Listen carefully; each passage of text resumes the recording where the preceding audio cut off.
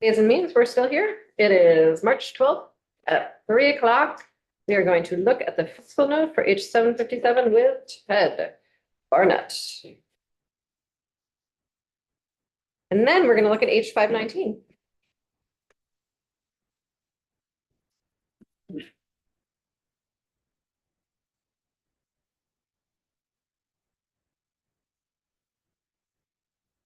Okay. Ted Barnett, Joint Fiscal Office. I'm gonna make sure I have 757, not 775 up here. That has been. It's the worst we were talking about before you got. Yeah, okay, yeah. Here's at 775 is posted out. I know, I thought I control F the X's. I'll fix it. Yep. Oh, Yes, okay. yep. And I will fix one of the places where I put an X in. So the fiscal note, by changing right in the report from House General and Housing, they fully exempted manufactured homes from the sales tax and applied those manufactured homes that were subject to the sales tax to the property transfer tax. That has changed to increasing the exemption, the sales tax exemption on manufactured homes from 40 to 90%. And those homes now would not be subject to the property transfer tax. So this would reduce sales tax revenues to the education fund by 200,000 in fiscal year 2027. That is because the effective date is January 1. So it's a half year of impact there. And then approximately it would reduce revenue by approximately $500,000 annually afterwards. And that is the only this remaining fiscal impact of the bill. How many homes are you anticipating are sold each year? So I will say with this is a very challenging number to get at. That's fine. We are relying because it's a sales in the sales tax world.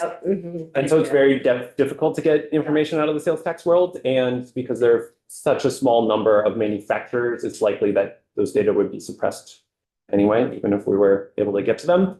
So we're using national data provided by the Census Bureau. I will say it's fewer than 200. Thank you. Yes. Anything else you want to show us?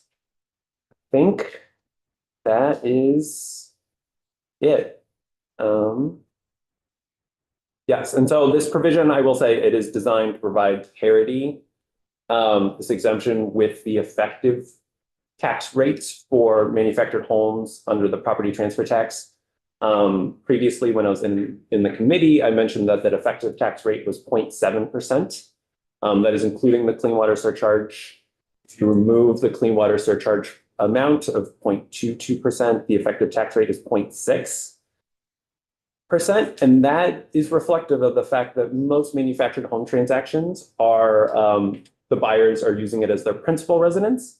And the value is less than $200,000. So it's subject, the vast majority of those transactions, the property transfer tax, they're paying 0.5% on the value of the manufactured homes that are transferred.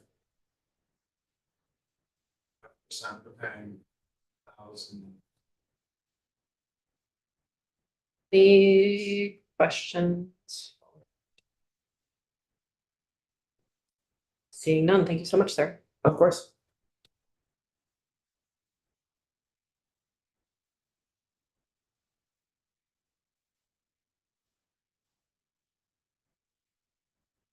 So what if you think the natural next step is?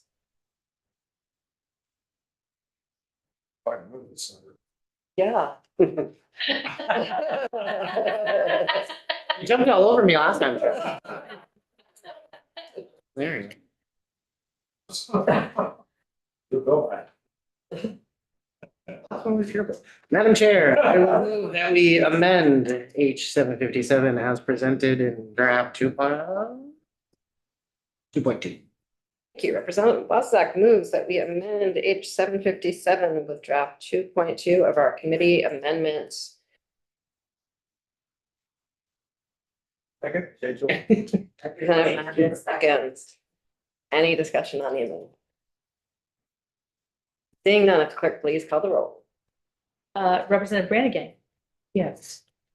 I'll vote yes as Representative Burkhart, Representative Higley, Yes. Representative Holcomb, Yes. Representative Kimball, Yes. Representative Maslin, Yep. Representative Odie, Yes. Representative Page, Yes. Representative Wazazak, Yes. Representative Canfield, Yes. and Representative Kornheiser. Yes, thank you. We voted the amendment favorable 11-0. Thank you. Madam Chair, I would move that we pass, find H 757 as amended favorable. Representative Wozak moves to find H 757 favorable. Representative Holcomb seconds. Thank you. As amended, any discussion? We're getting silly there. Seeing no discussion, the clerk please call the roll. Representative Brannigan. Yes. I'll vote yes as Representative Burkhart, Representative Higley, Yes. Representative Holcomb, Yeah. Representative Kimball, Yes. Representative Maslin, Yep. Representative Odie, Yes. Representative Page, Yes. Representative Wazazak, Yes. Representative Canfield, Yes. and Representative Kornheiser. Yes. We voted the bill favorable as amended 11-0. Yeah, Representative Wozak is going to report this. Thank you, everyone. Chris, do you mind doing the fiscal before the legislative language? Is that okay? So we're gonna switch to 519.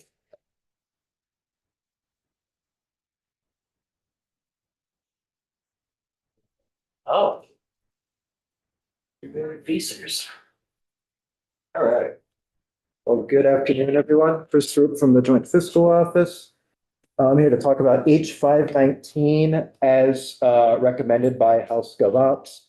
Before I go through this, Thank you. I just want to let you know that the title of the bill as introduced is different than the contents of the bill that are being amended into it. So pay less attention to the title of the bill and more attention to the amendment and what my colleague from Ledge Council and I will be talking about. But this is about the state employee retirement system, the VSERS pension system. And there are a handful of municipalities that participate in the VSERS system due to historical issues going back decades. A lot of it predates the creation of the municipal retirement system in the 70s. And the towns that participate pay for the cost of their employees. So it doesn't have, state government is not paying for the town employees. There is an issue that arose that there are 3 towns that currently are in VSERS, Randolph, Bethel, and Danville. The only one that has police officers, municipal police officers right now is Randolph. And their officers, I believe it's 3 officers, are in VSERS Group F. Group F is the group that regular, state employees are in. It is not the group for state troopers, and it is not the group for judges. What this bill would do is allow the towns that participate in Group F right now with police, right now Randolph is the only one, to transition their members from Group F into Group G. And you might remember that in Act 114 a few years ago, when the big pension reform bill created a new group, Group G, for corrections officers in order to have a 20-year retirement plan. So you can retire at age 55 with at least 20 years of service. And the benefit multiplier of that every year of service is worth 2.5% of your average final compensation, which is similar to what the police who are in the muni system in Group D get, and it's similar to what the state troopers in Group C get. The added cost of that benefit in Group G is borne by the employee. So if you are an employee in Group G, you make a contribution rate that is 4.68% higher than you would have if you stayed in Group F. So the plan was designed to be cost neutral to the employer, and the extra cost is borne by the members in the group for having that 20-year retirement. So in Act 114, you all created for corrections officers, and then it was a year or 2 ago, you passed a bill that allowed deputy sheriffs to transition into Group G because they were they were in group F, some of them, and they were facing these inequity issues with the fact that they were getting a benefit that was significantly below the benefit that other towns were getting who were in VEMR's group D or what the state troopers were getting. So that bill passed. The deputy sheriffs that were similarly situated had that opportunity to transition to group G. Then there's this remaining sort of vestige where there's just these three officers in the town of Randolph that are still in group F. And they put forth a request to have the ability to transition into a 20-year retirement. So what this bill does is very closely mirrors the structure that you all previously enacted for the corrections workers and for those deputy sheriffs, and applies it to municipal law enforcement that are currently in group F. And again, Randolph is the only one right now that is impacted. Bottom line, there's some verbiage here that sort of explains the difference in the benefit structure. But at the end of the day, the impact of this change will be de minimis on the VSERS pension system, and it will have no impact to the state because we are not, as a state, we don't pay for the cost of these municipal employees. The towns are paying it. And since that added marginal cost of moving into Group G is borne by the employee, it would be the employees bearing that higher cost. You're talking 3 people, 4.68% difference. This is like really low 5 figures of additional employee contributions that would be going into the state employee retirement system. And since these folks would be making higher contributions into the state system, that's why you all have the bill. Are there any questions? Has the treasurer looked at this? The treasurer's office was instrumental in developing this language in that government operations committee. Appreciate it. Any other questions for Chris? Let's just mute the room while we wait for. Yeah.